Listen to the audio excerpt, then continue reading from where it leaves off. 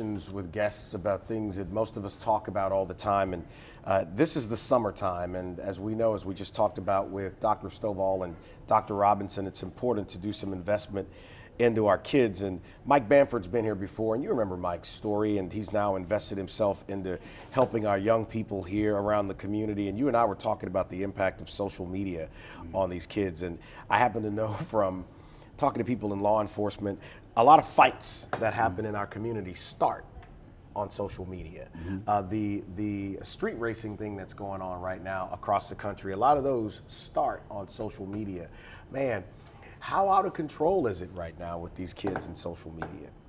It's a real problem, based on the fact that everything comes to social media was being portrayed.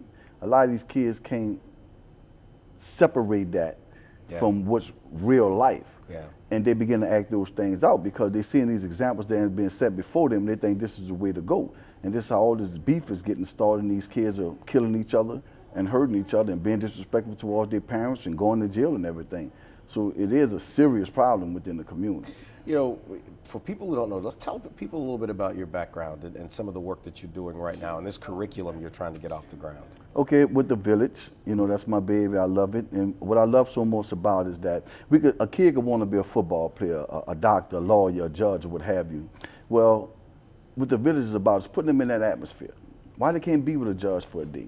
Why they can't be with a lawyer for a day, be with a scientist for a day, be with an astronaut for a day, to live in their moment so they can see their dream right before their eyes. And I think that gives them what they need to go forward and say, hey, this is what I really want to be. But how society is structured these days, they just don't have that. You know, you were the first person to use this African proverb I had not heard before about. Tell people that proverb. It says, if a child doesn't feel the warmth of a village, he'll burn it down to feel its flames. And as a result of that, this is what we're seeing in our communities.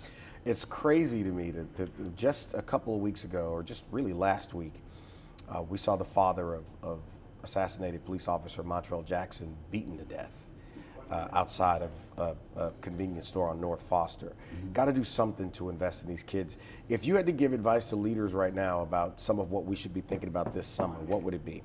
Get out of your offices. You could lead. You could think you're leading from behind your desk. You're not leading. You're not impacting anything. You have to get from behind your desk and go into the community to talk to the people that's suffering, to talk to the people that you're governing. But if you don't have a heart for people, you're going to stay behind your desk. And don't keep asking for change if you're not willing to change what you're doing to make an impact within your community. 100%, man. I'm going to have a conversation later this summer with a group of people about that very thing. I'll get you to come back to be on that panel. He was fighting traffic today to get here.